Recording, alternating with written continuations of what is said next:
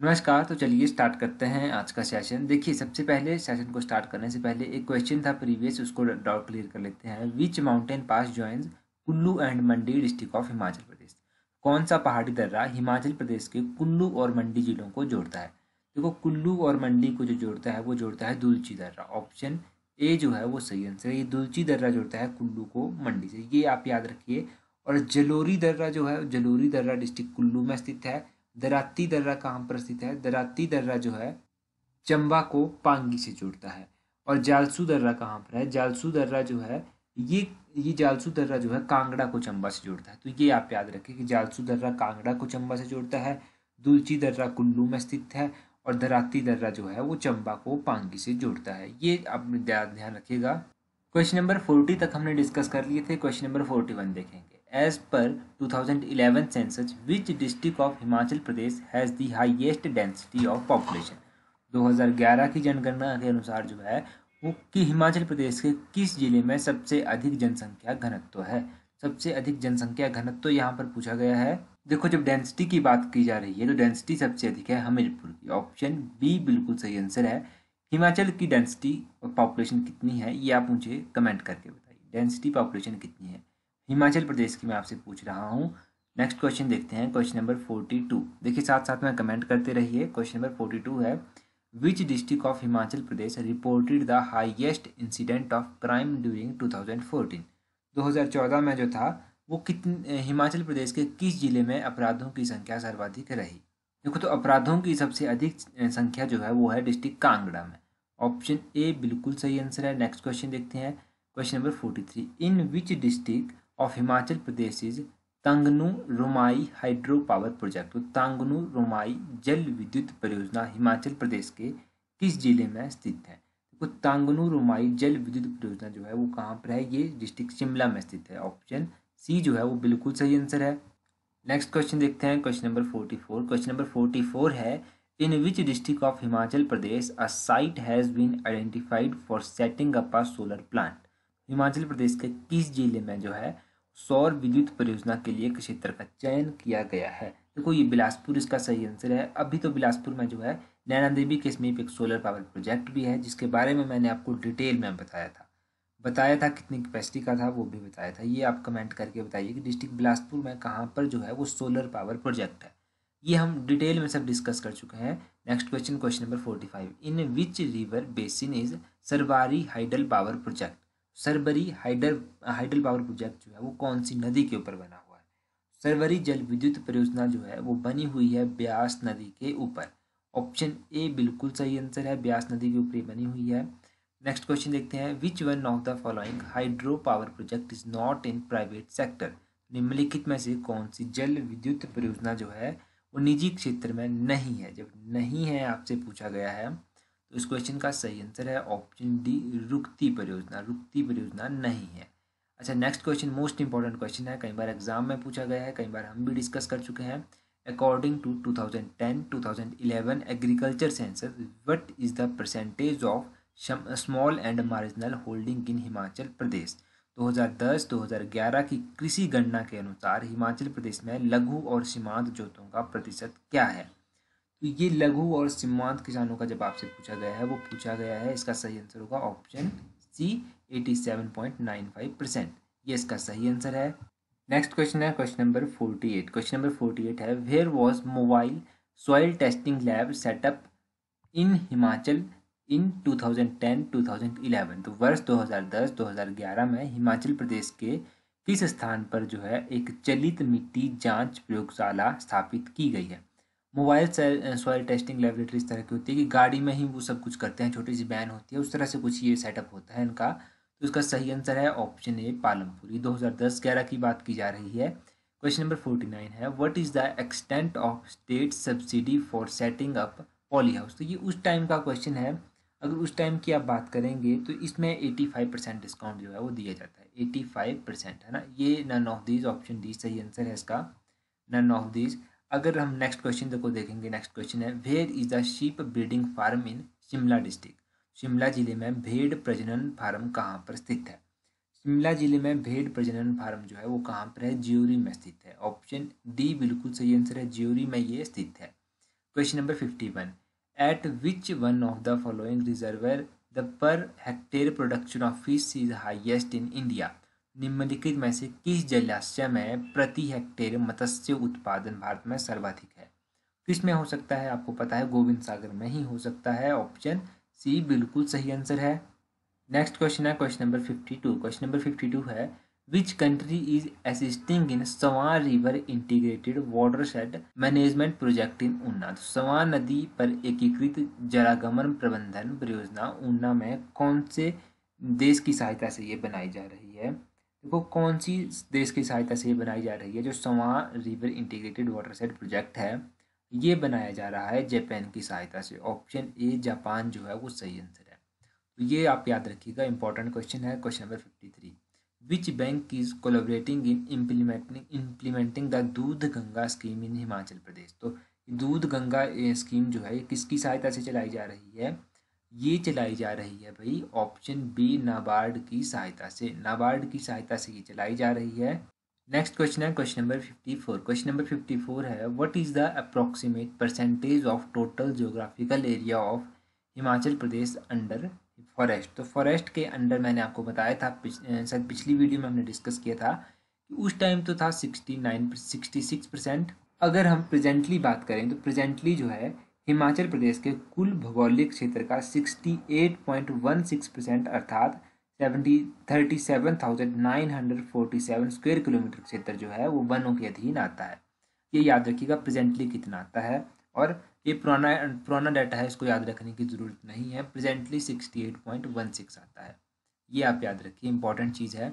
Next question है question number 55, in which district of Himachal Pradesh is Shahnagar integration project. Shahnagar integration सिंचाई जल विद्युत परियोजना जो है वो किस जिले में स्थित है।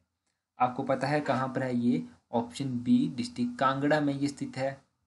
नेक्स्ट क्वेश्चन देखते हैं। नेक्स्ट क्वेश्चन उस टाइम के इकोनॉमिक सर्वे से बनता है, how many silk yarn reeling units have been set up in Bilaspur district of Himachal Pradesh in private sector. तो हिमाचल प्रदेश के बिलासपुर जिले में रेशम के धागों के कितने रीलिंग यूनिट निजी क्षेत्र में स्थापित किए गए हैं। देखो ये किए गए हैं 5। ऑप्शन सी सही आंसर है ना। उस टाइम का क्वेश्चन है तो ज़्यादा डिस्कस नहीं करेंगे। Question number 57, what was the approximate number of registered unemployment on. देखो ये भी उस टाइम का ही क्वेश्चन है तो इसको भी हम डिस्कस नहीं करेंगे। Question number 58, what is the minimum educational qualification for availing the skill development allowance in Himachal Pradesh. तो कौशल विकास भत्ता प्राप्त करने के लिए जो है वो न्यूनतम शैक्षणिक योग्यता इन्होंने क्या रखी है। ये इन्होंने रखी है कि 8वीं कक्षा पास होना चाहिए, 8th class pass. Option B सही आंसर है। और यहाँ पर पूछा गया है कि ग्रीन कार्ड स्कीम जो होती है HRTC बसेस की, उसमें कितना % डिस्काउंट ये देते हैं। तो ग्रीन कार्ड में जो है वो 30% डिस्काउंट दिया जाता है। ऑप्शन बी सही आंसर है। स्मार्ट कार्ड में कितना डिस्काउंट दिया जाता है, जल्दी से कमेंट करके बता दीजिए कि स्मार्ट कार्ड में कितना डिस्काउंट HRT बसेस में दिया जाता है। नेक्स्ट क्वेश्चन है question number 60, according to 2014-2015 economic survey approximately how many home stay unit are registered in Himachal Pradesh. तो ये 2014-15 की बात हो रही है, इसको भी हम डिस्कस नहीं करेंगे। हाँ तो यहाँ से प्रेजेंट टाइम का हम डाटा डिस्कस करेंगे। तो प्रेजेंट टाइम में 2189 होम स्टे यूनिट जो है वो रजिस्टर्ड है। ये याद रखिएगा 2189 होम स्टे यूनिट। वैसे मैंने ये क्वेश्चन आपके साथ ऑलरेडी डिटेल में डिस्कस करके रखा है प्रीवियस किसी वीडियो में, परंतु चलो फिर से यहाँ से रिवाइज हो गया ये क्वेश्चन। हाँ नेक्स्ट क्वेश्चन है हमारा इंटरनेशनल नेशनल जीके का। तो देखो, according to Paris agreement on climate change the countries of which world have resolve to limit the rise in global average surface temperature by the year 2050 reference to pre industrial times up to maximum of. तो जलवायु परिवर्तन पर Paris समझौते के अनुसार विश्व के देशों ने वर्ष 2050 तक औद्योगिकरण के पूर्व के समय के सापेक्ष वैश्विक औसत सतह ताप में वृद्धि को अधिकतम इस तक सीमित रखने का दृढ़ किया है। तो कौन सा मतलब उन्होंने क्या लिमिट रखी है कि भाई इतने तक हम कर लेंगे इसको 2050 तक आते आते। तो ये इन्होंने 2 डिग्री सेंटीग्रेड तक रखा है। ऑप्शन 2 डिग्री सेल्सियस तक रखा है। ऑप्शन बी बिल्कुल सही आंसर है। Question number 62, Indian government has set up a target to reduce its carbon emission intensity by the year 2030। With respect to 2005 to extent of, तो भारत सरकार ने जो है वो लक्ष्य रखा है कि 2030 तक कार्बन उत्सर्जन तीव्रता को किस स्तर तक कम कर दिया जाएगा। तो इसको जो है उन्होंने कहा है कि हम 33 to 35% तक कम कर देंगे। ये इसका सही आंसर है। Question number 63, at present the concentration of carbon dioxide gas in the atmosphere by volume, carbon dioxide जो है गैस है उसका वायुमंडल के अंदर आयतन के हिसाब से कितना है, वो कितना हो सकता है आपको पता होना चाहिए गैसेस के बारे में। तो ये है ऑप्शन ए 0.04%। ऑप्शन ए बिल्कुल सही आंसर है। Question number 64, total forest cover at present of geographical area is maximum in which state of India, तो भारत के किस प्रदेश में जो है वो सबसे अधिक वनों से घिरा हुआ क्षेत्र है। देखो इन्होंने पूछा है यहाँ पर कि किस प्रदेश का जो है उसी के भौगोलिक क्षेत्र का सबसे अधिक है, तो वो मिजोरम है। अगर आप ऐसे बात करेंगे कि area wise largest forest cover in the country कौन सा स्टेट है, तो वो है मध्य प्रदेश। तो ये दो चीज़ें आप याद रखिए। नेक्स्ट क्वेश्चन देखते हैं। अब हम यहाँ पर देखेंगे जो इम्पोर्टेंट क्वेश्चन है। इम्पोर्टेंट क्वेश्चन है, stone fly is an indicator of, stone fly जो है वो किसका एक इंडिकेटर है, किसका सूचक है। देखो स्टोन फ्लाई की जब भी बात कर रहे हैं तो स्टोन फ्लाई जो है वो वाटर पोल्यूशन, ऑप्शन बी जो है वो सही आंसर, वाटर पोल्यूशन का ये इंडिकेटर है, याद रखिएगा। नेक्स्ट क्वेश्चन देखते हैं। नेक्स्ट क्वेश्चन है, planet Mercury transit across the sun observable from the Earth was first predicted by, तो पृथ्वी के पर्यवेक्षणीय सूर्य के सामने होकर बुध ग्रह के गुजरने की भविष्यवाणी सबसे पहले किसने की, तो किसने ये भविष्यवाणी की थी कि मरकरी जो है वो ट्रांजिट करता है अक्रॉस द सन, है ना। तो ये सबसे पहले बताया गया था केपलर के द्वारा। ऑप्शन सी जो है वो बिल्कुल सही आंसर है, केपलर। क्वेश्चन नंबर 106 देखते हैं। Which of the following countries does not celebrate mother's day on 8 May, 8 मई को आपको पता है मदर दिवस मनाया जाता है। कौन सी कंट्री जो है वो मदर डे नहीं मनाती है, तो स्पेन, स्पेन ऑप्शन सी बिल्कुल सही आंसर है। स्पेन जो है वो मदर डे नहीं मनाई जाती है। अब यहाँ पर देखिए question number 131, the minor daughter of Keshav Chandra Sen was married to a 16 years old Maharaja of which place, तो किस स्थान के 16 वर्षीय महाराजा के साथ केशव चंद्र सेन की अवयस्क पुत्री का विवाह हुआ था। तो इनकी जो डॉटर थी, माइनर डॉटर, इन्होंने कूच बिहार के राजा के साथ जो था ये मैरिज कर दी थी अपनी बेटी की। ऑप्शन सी सही आंसर है, ये पढ़ा होगा अपनी किताबों में, कूच बिहार ये सही आंसर है इसका। नेक्स्ट क्वेश्चन है, विच of the following match wrongly, इनमें से कौन सा जो है वो रॉन्गली मैच किया गया है। देखो इंडियन यूनिवर्सिटी एक्ट जो था वो 1904 का एक्ट है, बिल्कुल सही। हंटर कमीशन जो था वो 1882 में आया है, बिल्कुल सही। वर्धा कमीशन जो है वो 1937 में आया है, बिल्कुल सही। रिपोर्ट ऑफ सैडलर कमीशन जो थी वो कब आई थी, ये 1910 में नहीं आई थी। और ये कब आई थी, ये 1917 में आई थी, 1917 में ये आई थी। ऑप्शन डी इसका सही आंसर है, the report of Sadler commission आई थी 1917 में। नेक्स्ट क्वेश्चन है, of the following who was not a member of Gurukul party of Arya Samaj, निम्नलिखित में से कौन से जो थे वो आर्य समाज के गुरुकुल दल के सदस्य नहीं थे। नहीं थे जब आपसे पूछा गया है तो कौन नहीं थे, तो गुरुदत्त विद्यार्थी, ऑप्शन सी पंडित गुरुदत्त विद्यार्थी जो थे वो गुरुकुल पार्टी ऑफ आर्य समाज के मेंबर नहीं थे। नेक्स्ट क्वेश्चन है, who started the Ahmadiyya movement, तो ये देखो ये क्वेश्चन इंपॉर्टेंट क्वेश्चन है कि अहमदिया मूवमेंट जो था वो किसने आरंभ किया था। किसने ये आरंभ किया था भाई, ये मिर्जा गुलाम अहमद के द्वारा शुरू किया गया था। कौन सा ऑप्शन सही है, ऑप्शन ए बिल्कुल सही आंसर है, मिर्जा गुलाम अहमद। नेक्स्ट क्वेश्चन देखते हैं। Question number 135, which of the following is correct about the work Nil Darpan, निम्नलिखित में से कौन सा जो है वो नील दर्पण के बारे में सही है। देखो यहाँ पर अलग अलग स्टेटमेंट आपके पास दी गई हैं। नील दर्पण के बारे में सही है कि it is a play in Bengali, तो बंगाली का ये एक प्ले है, ऑप्शन डी, ऑप्शन डी सही आंसर है, याद रखिएगा इंपॉर्टेंट क्वेश्चन है। नील दर्पण ये बंगाली का एक प्ले है। Question number 136, of the following leader of the revolt of 1857 who is not matched correctly, तो देखो 1857 के विद्रोह के बारे में ये स्टेटमेंट दी गई हैं, कौन सी सही नहीं है। देखो बेगम हजरत महल लखनऊ में थी, बिल्कुल सही बात है। खान बहादुर खान कहाँ पर थे, खान बहादुर खान जो थे वो बरेली में थे, यहाँ पर मेवात में ये नहीं थे। तो ये तो गलत है। नाना साहिब कानपुर में थे, बिल्कुल सही बात। रानी लक्ष्मीबाई झांसी में थी, सही बात। तो ये आप याद रखिएगा कि खान बहादुर खान जो थे वो कहाँ पर थे, वो बरेली में थे। Question number 137, when was the income tax imposed by the colonial government in India. तो देखो, औपनिवेशिक सरकार ने जो था वो भारत में इनकम टैक्स कब लगाया, कब ये इनकम टैक्स इम्पोज किया गया इनके द्वारा इम्पोज किया गया, ये 1858 में। ऑप्शन ए बिल्कुल सही आंसर है। Question number 138, of the following who was not a member of Hindu Mahasabha. निम्नलिखित में से कौन जो था वो हिंदू महासभा का मेंबर नहीं था। नहीं जब आपसे पूछा गया है तो मोतीलाल नेहरू नहीं थे। ऑप्शन ए बिल्कुल सही आंसर है। नेक्स्ट क्वेश्चन है हमारा question number 139, who moved the main resolution in non cooperation movement in the annual session of Indian National Congress at Nagpur in 1920। देखो, दो चीज़ें याद रखनी है। पहले तो कि इंडियन नेशनल कांग्रेस का जो 1920 में सेशन हुआ था वो कहाँ पर हुआ था, नागपुर में हुआ था। देखो, ये जो 1920 में नागपुर में सेशन हुआ था, इस सेशन में जो था वो असहयोग आंदोलन के मुख्य प्रस्ताव को किसने प्रस्तुत किया था। देखो, असहयोग आंदोलन का मुख्य प्रस्ताव जो था वो पारित किया गया था CR दास के द्वारा। ऑप्शन सी बिल्कुल सही आंसर है। क्वेश्चन नंबर 140 है, when was the second civil disobedience movement launched by the Indian National Congress.